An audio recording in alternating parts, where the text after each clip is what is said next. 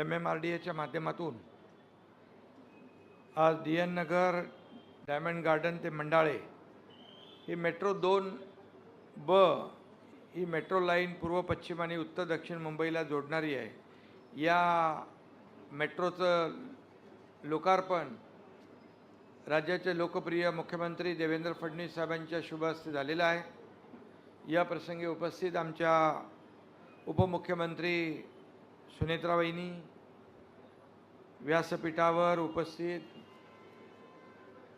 आमदार तुकाराम काते, आमदार सना मलिक, आमदार मंगेश कुडाळकर, माजी खासदार राहुल शेवाळे, संजय मुखर्जी, आयुक्त MMRD अश्विन मुद्गल, रुबल अग्रवालजी, सर्व अधिकारी आणि सर्व मान्यवर, सर्व MMRDचे अधिकारी, पॉट टॅक्सीचे KB राजू आणि सर्व पत्रकार मित्रांनो, आणि आपला मेट्रोचा पण इकडं आहे जयकुमार।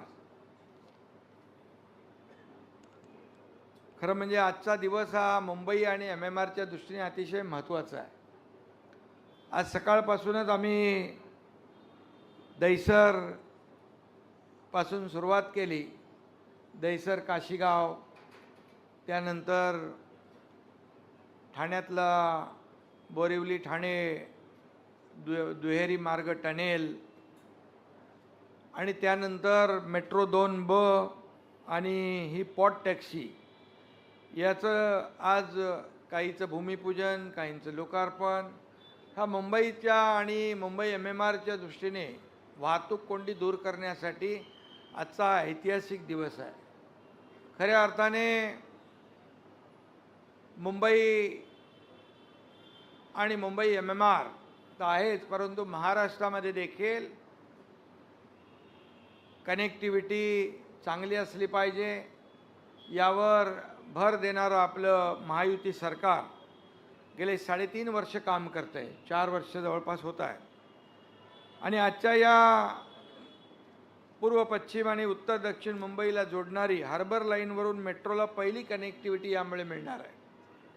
यामुळे मेट्रो 1, मेट्रो 3, मेट्रो 4, पश्चिम रेल्वे, मोनोरेल, हार्बर लाईन यांच्याशी थेट जोडणी मिळेल।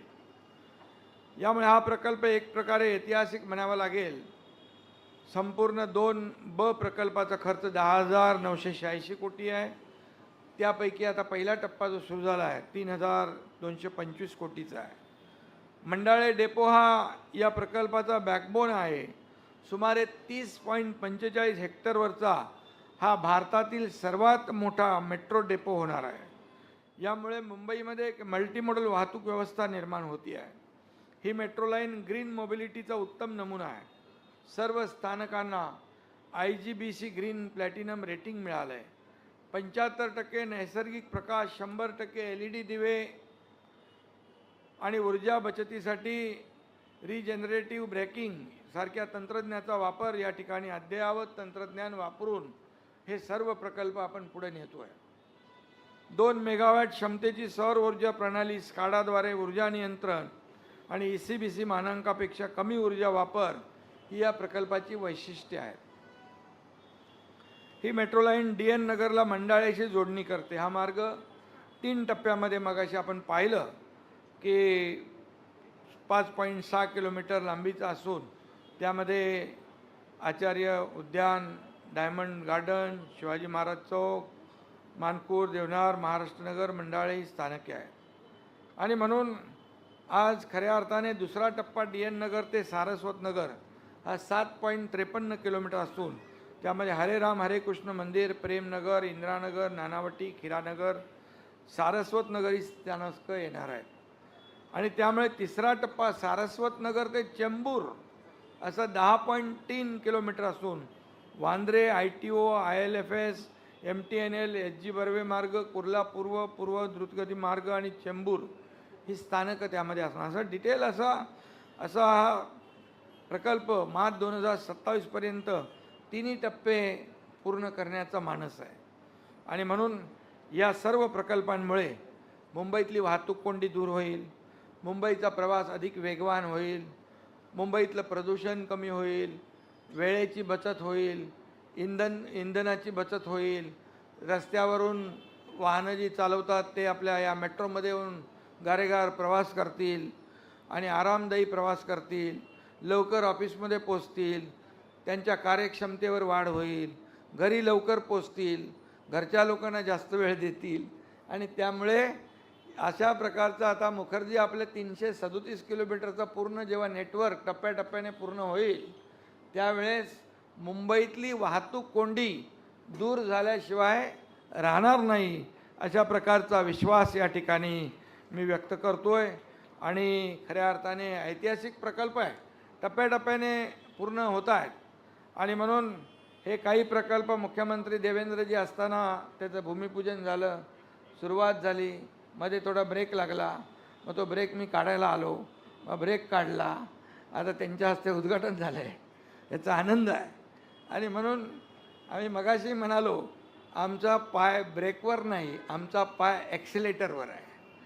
गतिमानतेने आम्हाला वेगवान महायुतीचं काम करतो आहे आणि म्हणूनच मला आनंद आहे की गेल्या 3.5-4 वर्षामध्ये 2022पासून महायुतीचं सरकार पुन्हा आल्यानंतर अनेक प्रकल्प आपण पाहिले, मुंबईमध्ये पाहिले, MMRमध्ये पाहिले, महाराष्ट्रामध्ये पाहिले, अनेक योजना पाहिल्या, सर्वांगीण विकासाची कामं आपण पाहिली आणि याला एक इच्छाशक्ती लागते. आणि आपण या महाराष्ट्राला काय देतोय, महाराष्ट्रातल्या जनतेला काय देतोय, आपण मुंबईमध्ये पाहिलं आहे की मुंबईमध्ये देखील कोस्टल झाला, अटल सेतू झाला, समृद्धी झाला, मुंबईतले मेट्रो प्रकल्पाला काही ठिकाणी स्थगिती होती, ती उठवून आम्ही प्रगती करतोय. हे सगळं जे आहे हे मुंबईकरांसाठीच करतोय. मुंबईतले खड्डेमुक्त मुंबई, त्यालाही आपण 2 टप्प्यामध्ये कॉन्क्रिटायझेशनचं काम हाती घेतलं आहे, तेही लवकरच पूर्ण होईल. सिवरेज ट्रीटमेंट प्लॅन्ट 25 वर्ष नव्हते, आमचं महायुती सरकार 22ला पुन्हा आल्यानंतर देवेंद्रजी मी तेव्हा चुकत होतो आणि तेव्हा त्याला मार्गी लावून टाकलं STP.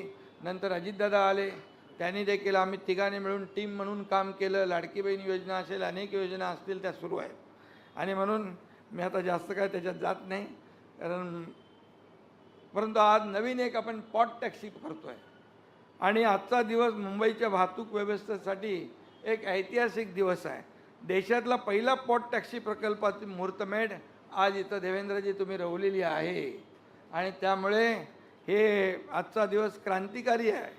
आणि मगाशी आपण पाहिलं की आदरणीय देशाचे प्रधानमंत्री नरेंद्र मोदीजी यांची दूरदृष्टी, ते म्हणाले आता तुम्ही रस्त्यावरून चालता, जमिनीखालून चालता, समुद्राखालीन जाता, आता आपण पाताळ रस्ता, पाताळ म्हणजे आपलं टनेल BKCमध्ये करतो आहे. 70 किलोमीटरचं जवळपास आपलं नेटवर्क मुंबईत होतं आहे आणि आता वरून पण जाणार आपण पॉट टॅक्सीमध्ये. पॉट टॅक्सी म्हणजे लास्ट माईल कनेक्टिव्हिटी. कोणाला मॉलमध्ये जायचं आहे, कुठे हॉस्पिटल रस्त्यात आहे, कुठलं मोठं गृहसंकुल आहे, त्याच्यामध्ये आपण पोहोचू शकतो आणि म्हणून पॉट टॅक्सी एक क्रांतिकारी अशा प्रकारचं हे पाऊल आहे. मुंबईला ग्लोबल फायनान्शियल हब करण्याचा निर्धार देशाचे लोकप्रिय प्रधानमंत्री नरेंद्र मोदीजी यांनी केलेला आहे. त्याच प्रयत्नांचा एक भाग आहे आणि ते नेहमीच त्यांचा एक मत आहे, जे जगात आहे ते मुंबईत असलं पाहिजे, कारण मुंबई हे एक जागतिक दर्जाचं शहर आहे.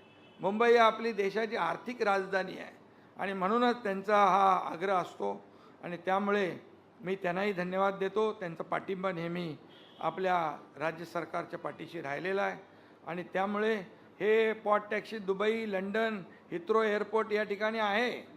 आता पॉट टॅक्सी मुंबईत देखील लवकर सुरू होईल. कितना जल्दी करेंगे ना भाई KB राजू? 20 महीने में करेंगे. हाँ, पहला पेज तो दिखाएंगे ना 20 महीने.